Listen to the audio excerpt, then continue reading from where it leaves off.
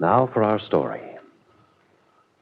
Sergeant Bill Meade walked along the road back towards Wakefield, unmindful of the driving rain.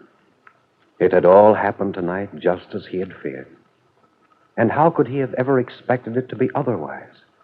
How could he have expected Peggy Douglas to understand when he had no explanation to offer? There was one, of course. If only he could have told her that Kit was going to have a baby, that was the reason she was going out west. But he had promised his wife, and in spite of everything, he felt he owed it to Kit to keep that promise. If only he could have told Peggy that everything would work out for them eventually, that he had told Kit how he felt, that she had agreed to discuss the possibility of a divorce after the child was born when she returned to Wakefield. But he couldn't tell Peggy part without telling her all, and Kit had made no definite commitment, so nothing was settled. Nothing was definite, except the fact that he and Aunt Mary's niece were a lost cause. He was caught. He'd been a fool to think he could retrieve anything from the past. He had only succeeded in hurting Peggy and destroying the last vestiges of her belief in him as a person. The lights of the approaching car had picked his figure out of the darkness. Bill stepped over to one side of the road.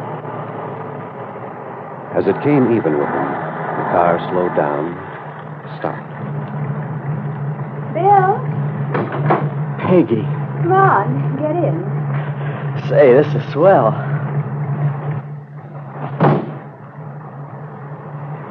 I was afraid you would already have gotten a ride by now. No, there's not much traffic along here this time of night.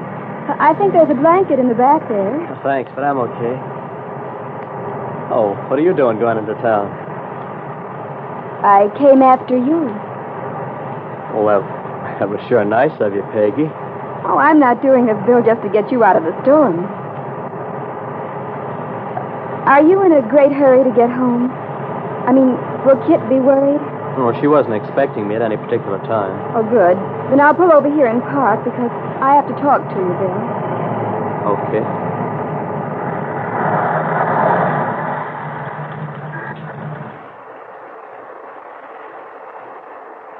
Bill, I can't stand to have things left hanging in the air like this.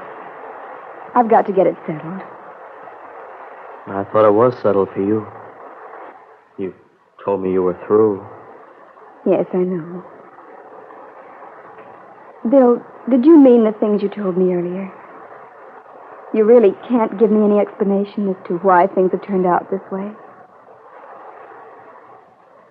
I wish I could, Peggy, but I'm afraid there's not much I can add to what I've already said. Is that why you came after me? To give me another chance to explain? Oh, no. Though I do wish you could tell me why you can't explain. Yeah, I wish I could, too. But I'm sorry I said some of the things I did. Oh, I don't blame you.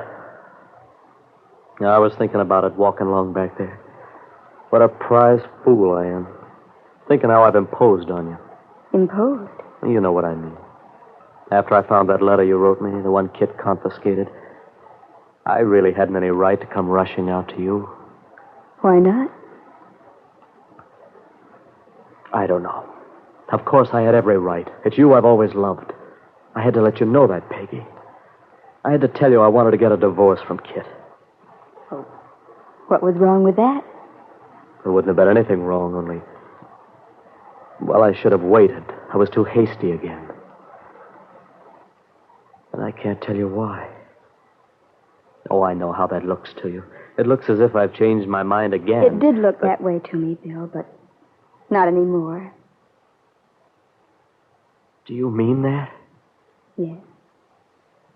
And, well, maybe this is a great mistake, my coming after you tonight. I don't know, but... Well, it's something I have to do. I can't help it. After you left, Bill, I talked to Aunt Mary. Did you tell her? Yes, I told her everything. I suppose she thinks I'm a first-class heel. No. No, in a way, it's because of Aunt Mary that I'm here. Though she doesn't know it. She believes in you, Bill. She believes that you're honest. I'm trying to be. She believes there's a reason for all this. There is.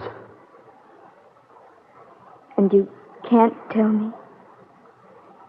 No. No, I can't tell you. It's something I can't help. Peggy, it hasn't anything to do with the way I feel. Well, can you tell me this? Do you still feel the same way about me? Yes, I do. Peggy, it's just that I can't talk to you about Kit or the divorce, or I can't make any plans with you. I know that doesn't make sense. Frankly, it doesn't. It's pretty hard to take. But if that's the way you say it has to be, I accept it. Peggy.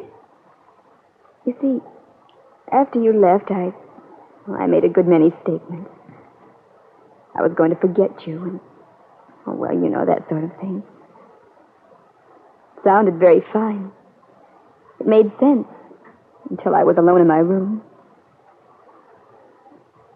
Then I decided that, well...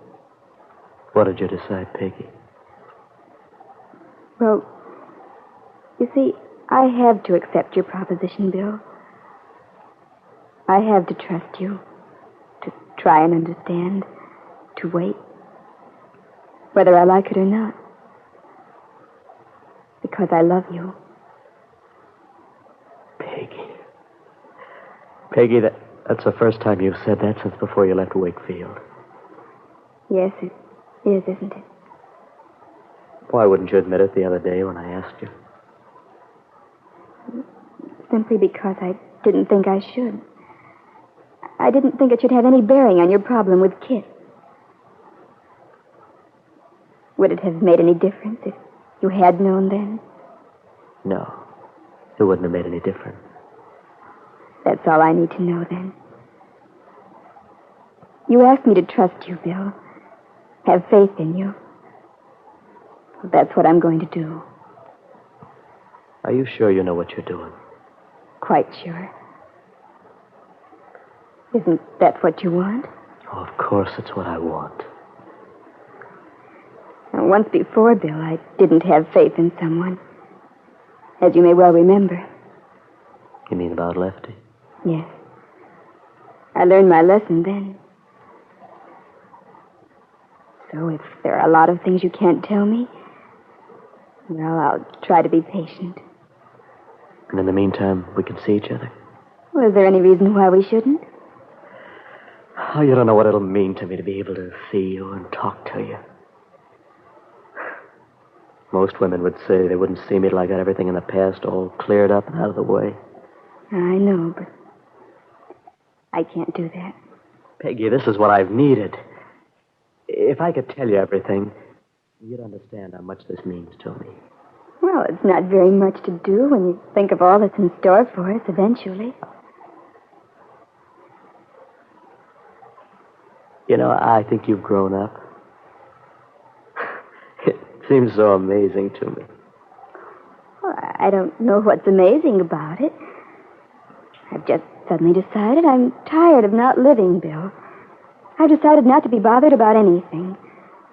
Decided to face the fact that I love you, and well, I might as well admit it to myself and you. So whatever all this other is in your life that you can't tell me, well, we'll live through it some way. So I'll wait. Peggy, darling. No, don't. I won't. You won't disappoint me, will you, Bill? You can believe that I want all the things you do, and with all my heart. But I have to tell you this. What? I can't make you any promises about the future, Peggy.